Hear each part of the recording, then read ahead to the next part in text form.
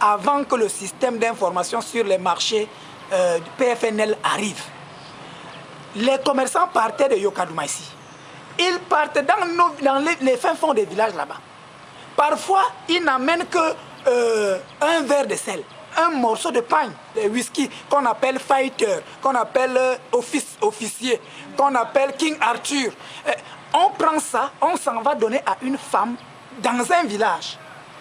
Elle-même, elle n'a même pas le savon chez elle. Elle n'a pas le pétrole. Elle n'a pas de quoi envoyer ses enfants à l'école. Et le boxeur reste là. Il attend que tout ce que cette femme, qu'elle soit Baka ou Bantou, va amener en brousse, que ce soit le coco, le njansan, la mangue sauvage, qu'on vienne lui donner ça là. Il prend ce sac ou ces sacs de mangue sauvage, lui il vient ici, il passe, il va à Douala, il passe, il va à Kiossi pour aller vendre ça aux Équato-Guinéens, aux Gabonais à des prix d'or. La pauvre femme qui est au village Gribé ou au village Masséa ou au village Gâteau Ancien, elle n'a rien. Avant, je marchais de village à village avant de trouver peut-être deux ou trois seaux de mango. Puisque je choisissais même le côté là où il n'y a pas les mangues. Je peux souffrir pendant une semaine avant de rentrer encore en ville. Il y avait trop de difficultés dans la commercialisation des produits forestiers non ligneux. Disons que la radio SNM, comme toutes les autres radios, a joué un rôle purement stratégique dans la diffusion de l'information. Il y avait des points focaux qui nous donnaient de l'information au niveau de la demande des marchés et également d'autres points focaux qui nous donnaient des informations au niveau de l'offre des villages.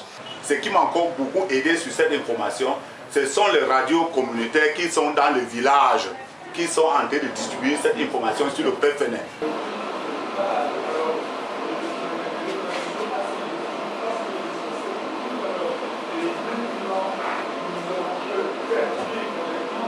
La radio recevait plusieurs prix et tarifs de différents produits forestiers non ligneux. Donc, si par exemple on vendait le njansan à Djoum, le kilogramme à temps, ou le tondo à Ebolova à temps, et nous venions ici à la radio pour diffuser ces prix. Plus grande vibration avec les stars de la cité. Le produit disponible ici, c'est le couteau. L'unité de vente, le sac filet de 8 litres. Une émission chaque semaine. Le CIM a permis qu'il y ait équité, parce qu'avant il n'y avait pas l'équité entre les commerçants et puis les producteurs, il n'y avait pas équité. Et on avait comme impression que c'est le commerçant qui gagnait beaucoup plus. Mais aujourd'hui, chacun de son côté, que ce soit le commerçant ou le producteur, a une idée sur le prix. Ça permettait à ces femmes de savoir que ce produit forestier non ligneux est payé à tel prix dans telle localité. Il y avait les numéros de téléphone des acheteurs et ça permettait que et les collecteuses et les acheteurs puissent avoir des contacts pour que la vente se passe très bien. Dès que cette information, on a commencé à la diffuser, les femmes là, même les pauvres mamans, allez aujourd'hui là-bas. Si vous venez là-bas pour vouloir leur dire que oh, voici un morceau de toffe, va me chercher le njansan, elle ne va plus partir. Parce qu'elle connaît aujourd'hui la valeur du njansan. Les gens ont aujourd'hui envoyé les enfants à l'école avec le njansan. Les gens ont réglé les problèmes de famille avec le njansan. D'autres même les femmes, de leurs enfants avec le njansan. Avant, on savait qu'on commercialisait surtout le ndor et le njansan, mais la diffusion de ces émissions dans la radio a permis de connaître d'autres produits forestiers non ligneux, comme par exemple le nkoutou. Les gens venaient ici, il y a le nkoutou, il y a les bails, les gens venaient ici pour savoir ce que c'est. On nous avait donné toutes les photos des produits forestiers non ligneux, de telle sorte que quand quelqu'un voulait savoir ce que c'est, on mettait ces photos à sa disposition. Ça a permis donc à d'autres paysans de commencer à collecter ces nouveaux produits qui existent pourtant ici, mais ceux-ci ne savaient pas qu'on pouvait également commercialiser ceci. Ça a aussi créé les autres nouveaux produits encore hors de mangue sauvage et la cola et bail. Ces posters, ça a créé une forte production. Qu'on a eu centaines de sacs. Je dis moi-même, seul, j'ai eu centaines de sacs. Je n'ai jamais vu dans le province de Centre. Ça nous a permis de pouvoir avoir des stocks en un temps record et avec moins de peine. Il y avait également des auditeurs qui se rendaient directement ici au niveau de la RCDM, ceux qui avaient raté l'émission. Ils venaient ici là pour savoir, pour voir si on pouvait mettre les fiches à leur disposition.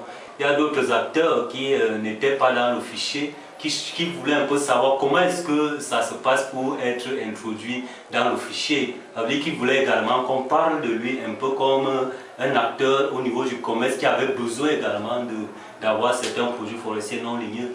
Nous traitons directement avec les producteurs.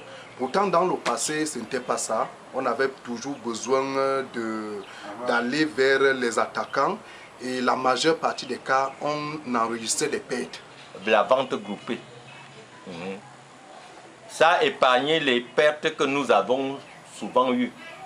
Quand on envoie les gens à les attaquants, certains partaient avec d'autres argent malgré toutes les précautions que nous prenons. Ils partent avec l'argent. Bon, ça nous a permis d'éliminer ce maillon de la chaîne. D'abord, la demande et le offre, ça correspond déjà. Mais avec ce système, on a instauré une qualité, comme ceci que vous voyez.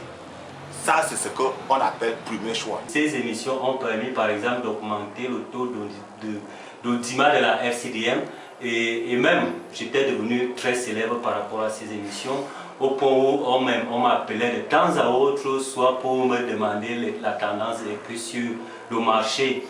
Et cette chaîne, ça marche maintenant grâce à ça très bien, partout.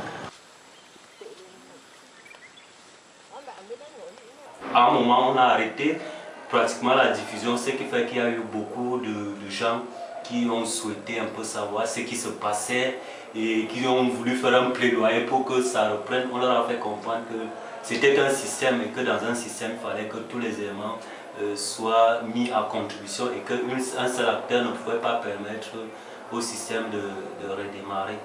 Nous pensons que ça doit continuer pour que nos mamans sortent de la pauvreté dans laquelle elles se trouvent.